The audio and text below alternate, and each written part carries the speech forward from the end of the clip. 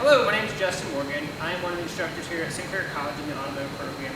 And here in the Midwest, it's that time of the year for our cold season, and where our temperatures start to drop, and where our high in the morning might be 50 degrees and our low for the evening might be 20s or 30s.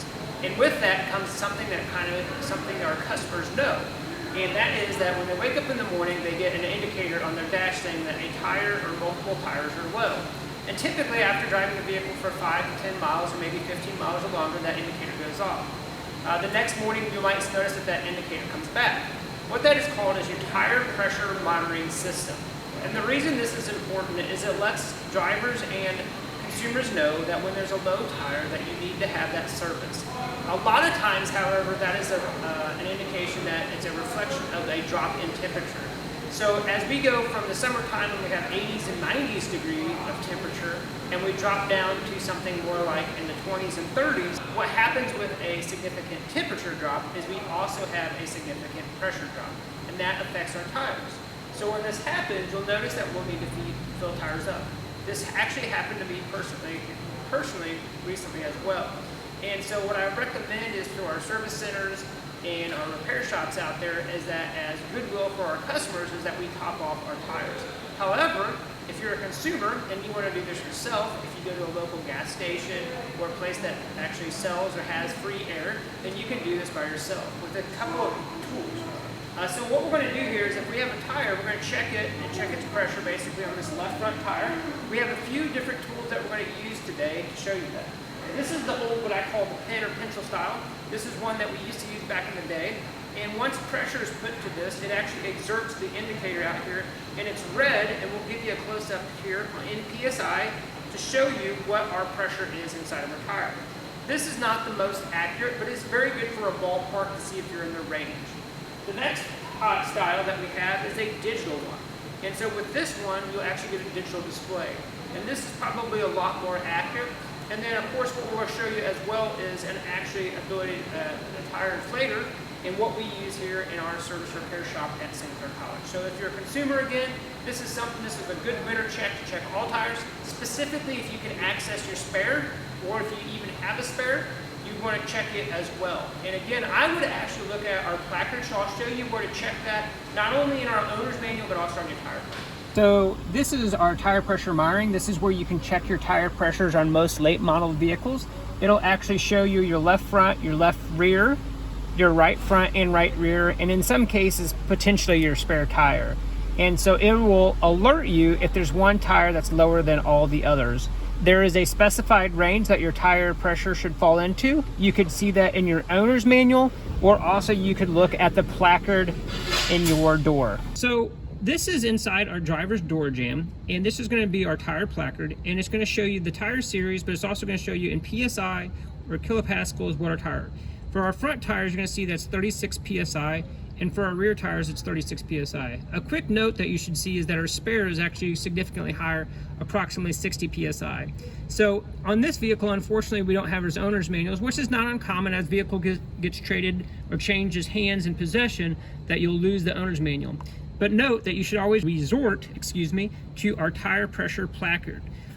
Also, you can have different tire sizes that could also change this as well. So the first thing that we're going to do is actually find our valve stem cord cap, valve stem here, and actually you'll notice that this one doesn't have a cap on. So once we are done servicing this, this would be nice to have a cap on. Some of them will have a green cap, which is an indication of nitrogen. So if you see that, nitrogen, of course, is just a thing that a lot of tire stores do to have a constant, so we don't have as much fluctuation in pressure. So that is a nice thing. It's not necessary, but it is a nice thing. So we're going to use our low-cost, efficient one here. This, again, is not mostly the most accurate, but definitely affordable. We're going to push our indicator all the way in. We're going to try to put this on here and see what our tire pressure is. We're going to take a look at it, and what you can see, it reads about 35 to 36 PSI.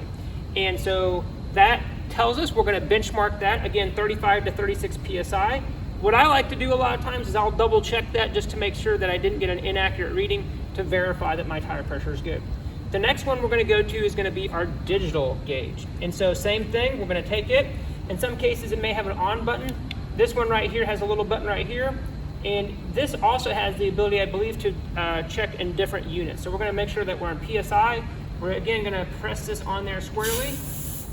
Unlike that, we're going to try that again.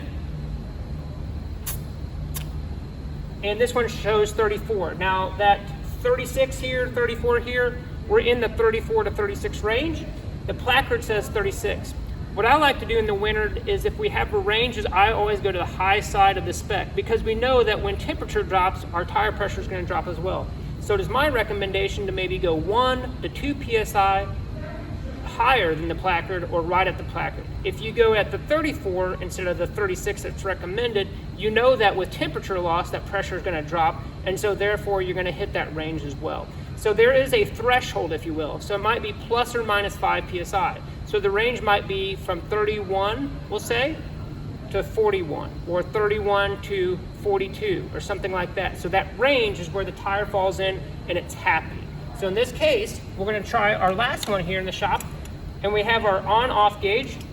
And we want to make sure when we're using this dial right here that when you turn it on, it's not connected to pressure, because it's zeroing to atmospheric pressure right now. So if we would have connected this and then turned it on, it would have saw 36, 35 PSIs at 0 mark. So this is what we're going to do. We're going to go ahead and connect that on there. We're going to read our pressure. It reads 33.8. So it kind of coincides with what we saw here with our other two gauges. We're going to pull the trigger until we get to 36 PSI. We're at 35 right now. And 36.1, that 0.1 is just enough that I'm not going to be too concerned with that. It's right at 36 PSI. So we're going to pull that off. Now here's what I would note. If you see a tire that goes from 36 PSI down to 27 in just a day or two, that likely means it has a screw, a nail, maybe a bead, maybe a valve stem core, a valve stem itself that is leaking, and you need to have that service. That is why we have tire pressure monitoring systems on our vehicle. So again, to recap, if you have a tire that you see that in the cold months or all the tires are getting a little low, it's a good idea to actually put those to the placard or the owner's manual spec. In this case, it was 36 PSI.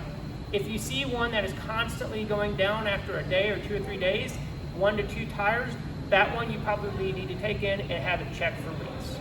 Hope this helps you consumers get ready for the winter. Thanks again.